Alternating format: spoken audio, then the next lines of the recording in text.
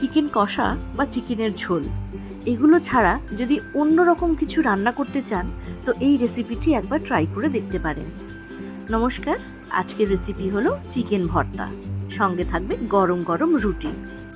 তো তার জন্য কিছু মশলা আমাদের বেটে নিতে হবে, যেমন ধরুন 2টো পেঁয়াজ, কয়েক টুকরো আদা, কয়েক টুকরো রসুন, কাঁচা লঙ্কা আপনার টেস্ট অনুযায়ী, কাজু বাদাম আর 4 মগজ। তো এই সমস্তগুলো একসঙ্গে আমি মিক্সার গ্রাইন্ডারে পেস্ট করে নেব। চলুন তাহলে পেস্ট করে নিই।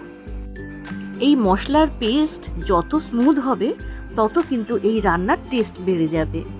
তো সেই জন্য যাতে একদম দানা দানা না থাকে, একদম মিহি একটা পেস্ট তৈরি হয়, সেটা আমাদের লক্ষ্য রাখতে হবে।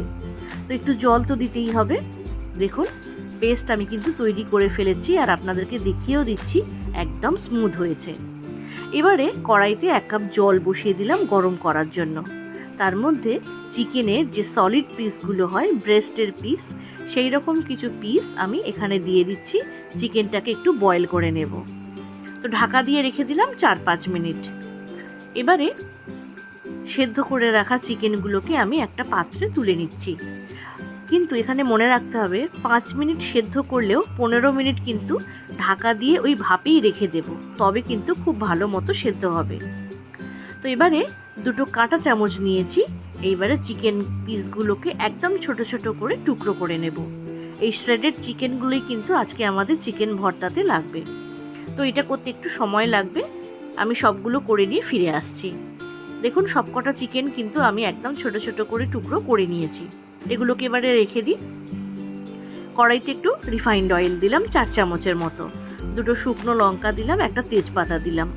একটু ভালো করে ভেজে নিয়ে এর মধ্যে আমি এবারে দিয়ে দেব সেই বাটা মশলাটা, যেটা আমি একটু আগে তৈরি করেছিলাম। এই বাটা মশলাটা দিয়ে কিন্তু ভালো করে কষতে হবে। তবে এর মধ্যে যেহেতু কাজু রয়েছে, খুব ছিটকে আসতে পারে, তাই অবশ্যই ঢাকার ব্যবহার করবেন। ঢাকা দিয়ে দিয়ে এটাকে মিডিয়াম ফ্লেমে বেশ কিছুক্ষণ ধরে কষিয়ে নিতে হবে। এবারে এর মধ্যে 1 চামচ ধনে গুঁড়ো, 1/2 চামচ জিরে গুঁড়ো আর 1/4 চামচ গরম মশলার গুঁড়ো দিয়ে দিলাম।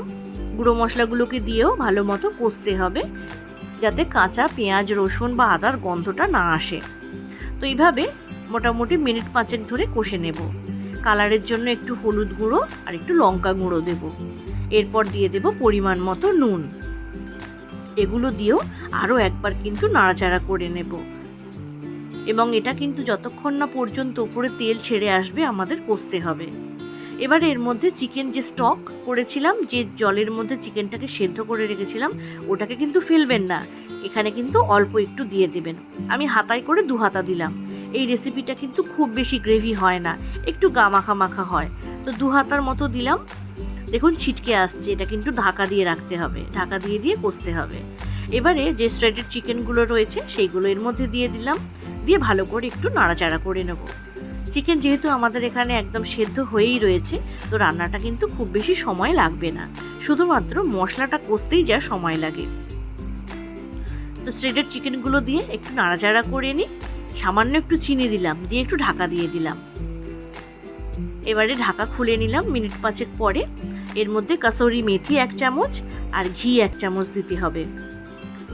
আর এখানে আমি 2টো ডিম সেদ্ধ করে নিয়েছিলাম, সেগুলোকে একটু টুকরো করে নিয়েছি। চিকেন ভর্তাতে এই ডিমটা কুচিয়ে দিলে কিন্তু খুব ভালো টেস্ট হয়। ডিমের কুসুমগুলো যত এই গ্রেভির মধ্যে মিশে যাবে, তত কিন্তু গ্রেভির টেস্টটা বেড়ে যায়। তো একটু ভালো করে নাড়াচাড়া করে নিয়ে ঢাকা দিয়ে রেখে দিলাম। আর কি, আমাদের রান্না তো একদম রেডি। শুধু গরম গরম রুটি, সঙ্গে একটু পেঁয়াজ, কাঁচা লঙ্কা। মনে হচ্ছে না ধাবায় বসে রয়েছি। একদম ধাবা স্টাইলে কিন্তু তৈরি করলাম আজকের রেসিপি। কেমন লাগলো জানাবেন, আর যদি ভালো লাগে চ্যানেলটিকে সাবস্ক্রাইব করে নেবেন নতুন নতুন রেসিপি দেখার জন্য। সবাই ভালো থাকবেন।